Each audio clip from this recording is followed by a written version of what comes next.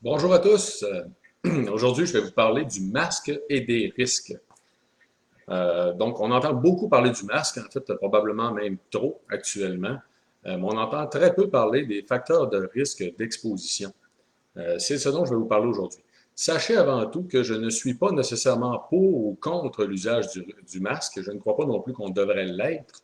Je crois cependant qu'on devrait le considérer comme étant très utile. En fait, je crois aussi en fait, qu'il y a certaines mesures actuelles qui sont peut-être démesurées ou qui sont peut-être disproportionnées par rapport aux risques. Ce qui est important, c'est de comprendre en fait à quoi on fait face exactement comme risque. C'est quoi en fait les facteurs de risque d'exposition au virus, mais entre autres aussi à la charge virale potentielle. C'est ce qui est le plus important. Je vais vous en parler aujourd'hui. Je vais vous définir en fait plusieurs éléments au niveau du risque de la contamination, l'usage du masque. C'est une organisation à but non lucratif pour les personnes âgées qui m'a demandé d'en parler. En passant, je trouve que le sujet est extrêmement important. Donc, je vous rappelle, je ne suis pas pour ou contre. Je crois que tout le monde, en fait, il n'y a personne qui devrait être pour ou contre l'usage du masque. En fait, les gens devraient se demander quand est-ce que c'est le plus utile, pourquoi on doit l'utiliser, comme étant une des mesures qu'on peut mettre en place aussi pour réduire nos risques, soit de propagation ou d'être contaminé. Donc, je suis Éric Simard, je suis un chercheur dans le domaine du vieillissement, je suis docteur en biologie. Je suis un membre nommé de la Commission d'éthique en sciences et technologies du Conseil des ministres. Je suis l'auteur de 4 livres avec 11 autres professionnels de la santé dans le domaine du vieillissement. Je suis aussi président d'entreprise Idon Technologies qui commercialise des produits Vitoli. Donc, je vous invite, pour en savoir plus sur mon sujet, à visiter mon site internet, le www.esimard.com, donc esimard.com. Donc, comme vous savez tous, le masque est maintenant obligatoire au Québec depuis le 18 juillet dans tous les endroits fermés, les endroits publics. Pourquoi, en tant que tel, les endroits fermés? Qu'est-ce qui est réellement le plus important? On parle des centres commerciaux, les restaurants, puis de certaines activités qui seraient les plus à risque. Donc, c'est ce que je vais vous parler aujourd'hui, hein, en abordant 3 points précisément. Donc, l'usage du masque pour limiter la propagation. Je vais vous parler de nouveaux éléments, de nouvelles études très récentes. L'usage du masque pour réduire les risques de l'attraper. Aussi, je vais même vous parler d'une étude que j'ai lue ce matin même, en fait, qui nous vient de l'armée suisse. Les facteurs d'exposition au risque. C'est très bien, très important de les comprendre. Donc, il y a un lexique qui a été produit qui est fort intéressant, fort utile. Donc, je vais vous l'expliquer. Donc, l'usage du masque pour limiter la propagation. Pourquoi porter un masque? L'énoncé de la santé publique a beaucoup été orienté sur le risque de contamination, réduire le risque de propagation. Donc, on nous dit, entre autres, certaines personnes peuvent être infectées sans le savoir. Le port du masque ou d'un autre couvre-visage, aussi appelé masque artisanal, pourrait permettre de diminuer le risque d'une personne infectée de transmettre le virus à une autre. Donc, on ne met pas seulement le masque pour nous, comme vous le savez très bien, mais pour réduire le risque de propagation. Pourquoi au juste, en fait? Pourquoi exactement? Sachez qu'il y a une étude très récente qui a montré que des cas asymptomatiques ou avec des symptômes très légers, en fait, du SARS-CoV-2, avaient des charges virales très élevées, beaucoup plus élevées même que les gens qui développent les symptômes. Donc, et ici, je vais faire une petite parenthèse avant de revenir sur la charge virale, parce que c'est un élément qui est très, très important de bien comprendre. Je vais faire une petite parenthèse pour parler de l'information qui circule sur les réseaux sociaux. Gardez à l'idée que si le masque rendait malade, on a énormément de professionnels de la santé qui seraient malades, en fait, dans nos hôpitaux, les infirmières, les médecins, les chirurgiens qui portent toujours des masques. Donc, c'est vrai que le masque peut causer des inconforts, peut causer même de l'irritation, des boutons, chez les gens qui sont sensibles, qui ont la peau sensible. Puis bon, malheureusement, il y a des gens qui, pour eux, c'est plus difficile que les autres. Donc, faut être très compréhensif en passant dans la situation actuelle, ça va de soi. D'un autre côté, considérez que le masque n'est pas seulement qu'un filtre. Hein. On voit beaucoup circuler d'informations sur le fait que les masques ne peuvent pas filtrer le virus, il est trop petit de toute façon, blablabla. Écoutez, je vais vous faire une analogie, en fait, qui est fort intéressante, je crois fort pertinente dans la situation. Pensez à quelqu'un qui a une mauvaise haleine causée par de l'ail, tout simplement, et qui mettrait sa main devant sa bouche, tout simplement, en parlant, pour limiter l'odeur, en fait, vers la personne en face de lui. Sachez que l'odeur est une molécule qui est encore beaucoup plus petite qu'un virus en tant que tel, les odeurs. Et le fait de mettre sa main va déjà limiter l'odeur d'ail qu'on va sentir de l'autre personne qui va être en face. Pourquoi au juste? C'est pas parce que la main va jouer un rôle de filtre ici, là. C'est parce que la main va faire en sorte de diffuser moins directement, moins en ligne droite, en fait, l'air qui s'en va vers la personne devant nous, ce qui fait qu'elle va moins sentir l'air parce que l'odeur d'air va être diffusée dans un plus gros volume d'air. Donc, la charge virale, c'est la même chose. Donc, le masque a deux rôles. D'un côté, oui, il va servir de filtre, bon, qui peut être très imparfait. De l'autre côté, il va empêcher aussi que la charge virale qui est relarguée par des gens qui sont symptomatiques ou non soit directement dirigée vers la face de la personne à qui on parle.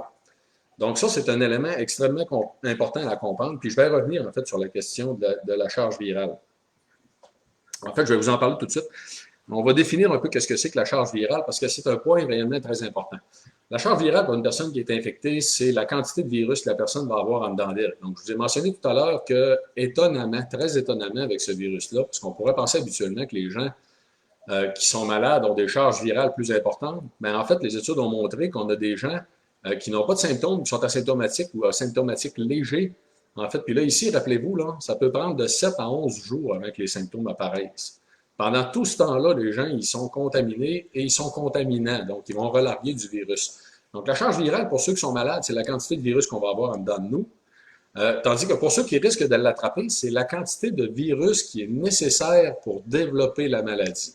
Et là, ici, c'est fort probablement, en fait, hein, puis vous savez, moi, je suis un biologiste, je suis docteur en biologie, que la charge virale pour infecter une personne va varier d'une personne à une autre, dépendamment de ses conditions de santé, de l'efficacité de son système immunitaire, de l'activité physique, en fait, de l'ensemble de ses paramètres, des saines habitudes de vie. Donc, c'est certain que les gens qui sont en très bonne santé, normalement, ça va prendre une charge virale plus élevée pour les rendre malades. Et tout à l'heure, je vous disais que je lisais ce matin même une étude de l'armée suisse. On a des nouvelles données qui viennent juste de sortir d'une étude qui tend à démontrer que l'usage du masque peut réduire en fait les risques de développer la forme sévère de la maladie parce que le masque réduirait entre autres la charge virale qui serait absorbée, même pour ceux donc qui pourraient absorber le virus. Donc effectivement, le masque n'est pas un outil qui n'est parfait. Tout à l'heure, je vais vous donner en fait des résultats d'études sur l'efficacité du masque. Vous allez voir, c'est intéressant. Mais gardez à l'idée donc que la charge virale, c'est la quantité de virus qu'on va soit relarguer si on est infecté, ou la charge ou la quantité de virus qui est nécessaire pour rendre quelqu'un malade. Ceci dit, tel que je mentionnais tout à l'heure, il y a des gens symptomatiques qui ont des charges virales beaucoup plus élevées, et c'est un des très gros problèmes de cette pandémie, de la pandémie actuelle, parce que ces gens-là, en fait, vont risquer de contaminer les autres pour trois raisons fondamentales qui sont très simples à comprendre. Un, en fait, c'est que si la charge virale de la personne est plus élevée, elle va en relarguer plus. Elle va en relarguer plus tout simplement en parlant, en respirant ou en toussant. Mais ce n'est pas nécessairement obligé de tousser. Et il y a d'autres types d'exhalations forcées, en fait, qui peuvent amener des charges virales plus importantes, comme par exemple si on fait du sport ou encore qu'on chante, hein, soit qu'on chante dans une chorale ou encore on chante dans un party. Donc, la charge virale qui va être propulsée va être plus importante. Le volume d'air directionnel va être plus important aussi. Si on a une personne en face de nous, elle a beaucoup plus de chances de l'attraper. Donc, ceci dit, trois facettes, avoir relargué plus de virus à chaque fois, les gens symptomatiques qui ont des charges importantes. La personne en question ne se méfiera pas d'elle-même parce qu'elle n'est pas malade ou elle a très peu de symptômes. Et on n'aura pas tendance à se méfier d'elle non plus, en fait, parce qu'elle n'a pas l'air malade en fait. Donc, c'est réellement un problème. Les gens symptomatiques qui peuvent donc diffuser en tant que tel le virus. C'est facile à comprendre. Donc, il y a des situations où ils risquent d'en relarguer plus, qui risquent de mettre plus de gens à risque. Maintenant, l'usage du masque pour réduire les risques en question, réduire la charge virale. C'est intéressant de noter ici, je vais vous citer deux études très simples. Il y a une étude canadienne très récente qui a montré 85% de réduction de l'usage du masque des risques d'attraper le virus si on est en présence d'une personne contaminée. Donc, ça va de soi que si on a s'il n'y a pas de personne contaminée dans notre entourage, le risque est de zéro, tout simplement, ou pratiquement zéro. Nos chances de l'attraper sur des objets sont réellement très faibles, en fait. Donc, c'est réellement par la respiration sur la présence de quelqu'un qui serait porteur du virus. Ceci dit, la deuxième étude, c'est une méta-analyse qui a relevé une méta-analyse. Hein, c'est une étude qui considère un grand nombre d'autres études déjà réalisées pour aller sortir des conclusions qui sont donc habituellement beaucoup plus solides, qui vont considérer beaucoup plus de résultats. Ici, on parle de 172 études observationnelles menée dans 16 pays sur 6 continents différents. Donc, c'est réellement une très grande étude. Et c'est pour des virus qui vont être transmis par l'air, donc des virus aéroportés.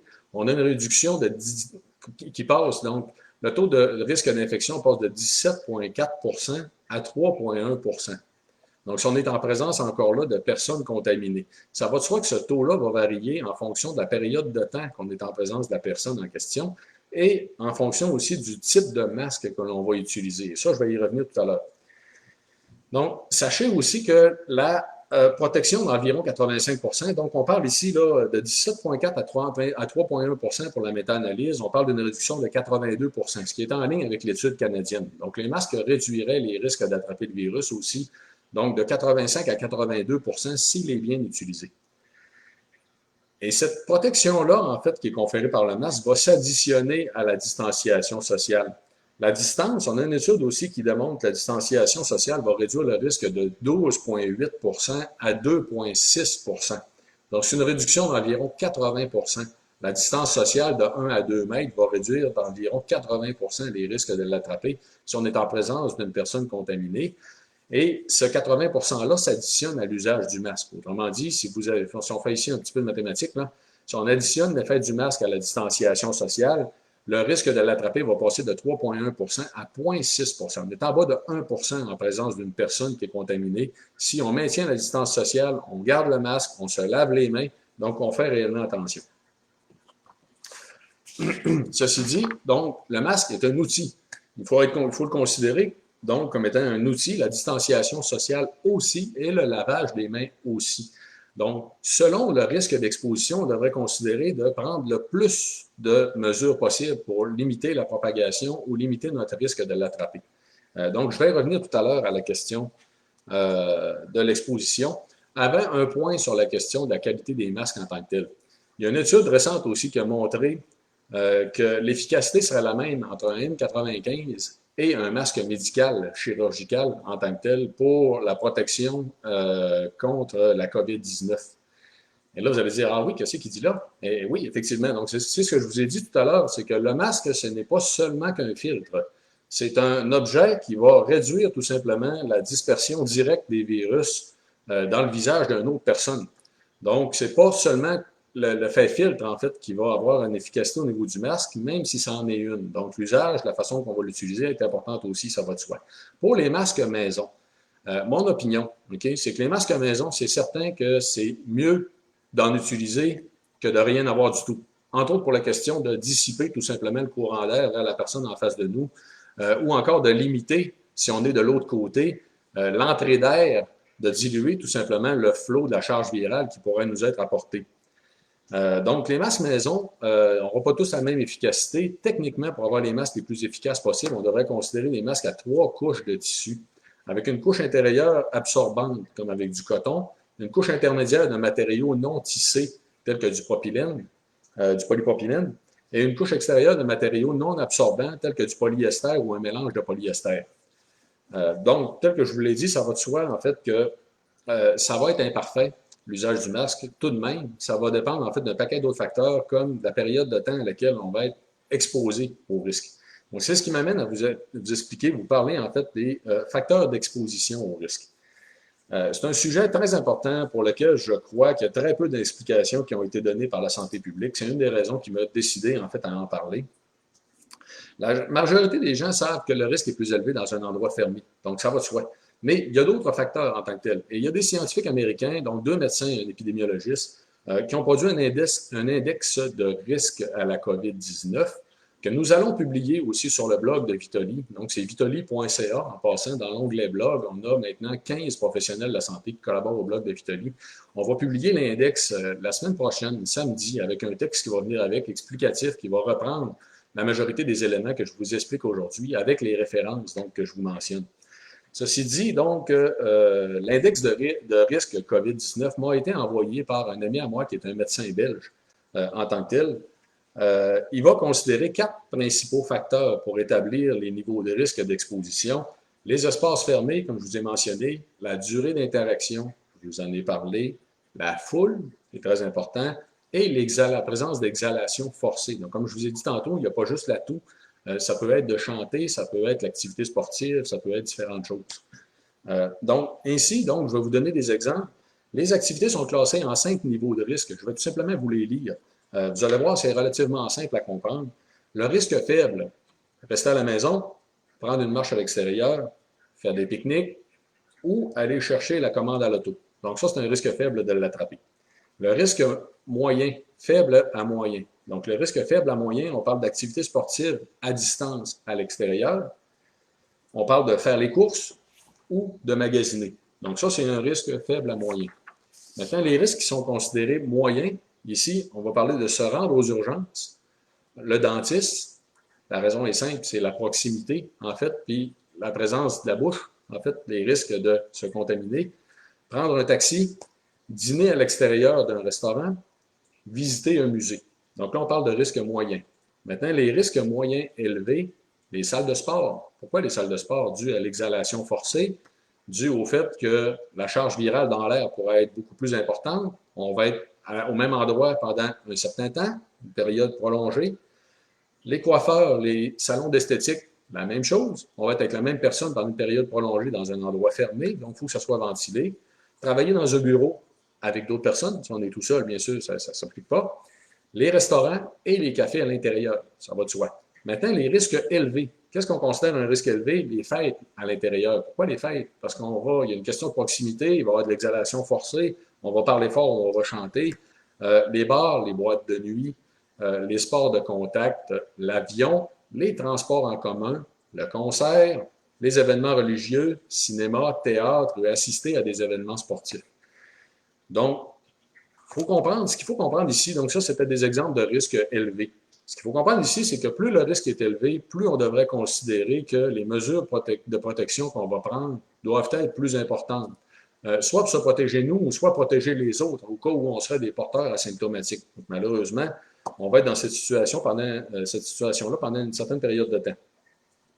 Donc, en résumé, moi, je considère que le masque est utile, ça va de soi. Ça fait partie des mesures pour éviter la propagation, mais ça ne va pas nécessairement vous donner non plus une protection à 100%. Ça va dépendre du type de masque que vous utilisez, de la période de temps que vous êtes en présence des gens et de la distance aussi. Gardez à l'idée que la distanciation sociale est quand même un élément très important qui peut être efficace si on n'est pas dans un endroit fermé et si on n'est pas dans un endroit aussi qui est très peu ventilé. Comme la distanciation sociale à l'extérieur va être très efficace. Donc, en terminant, je voudrais vous rappeler une chose aussi. Le risque que chaque personne est prête à prendre lui appartient dans la mesure où ce risque-là n'impacte pas les risques des autres personnes alentour. Donc, il faut être très compréhensif dans la situation actuelle. Essayons d'aider à baisser la tension. C'est pas facile pour personne. Tout le monde est tanné de la situation, donc il faut être compréhensif. Je vous rappelle que les éléments que je vous ai mentionnés, on va les publier samedi prochain sur le blog de Vitoli avec les références donc des différentes études dont je vous ai parlé aujourd'hui, avec des liens aussi sur l'usage du masque. Je vais vous mettre le lien vers la vidéo de Dr. Vadeboncoeur qui explique un usage très approprié du masque. Et aussi, si vous êtes intéressé par les autres vidéos qu'on a produites, sachez qu'il y a deux façons en fait de voir les vidéos qu'on a produites jusqu'à maintenant, soit sur les différentes pages Facebook dans la section vidéo, ou encore sur YouTube, vous avez le canal Vitoli, donc sur YouTube, qui vous permet donc de voir une grande quantité de vidéos sur des sujets variés. Donc, j'espère que vous avez apprécié. Je vais prendre bien sûr le temps aussi aujourd'hui de répondre aux questions sur les réseaux sociaux que vous allez m'écrire. C'est toujours un grand plaisir, en fait, de pouvoir essayer de vous aider. Donc, et je vais vous souhaiter une très belle fin de journée. Merci à tous.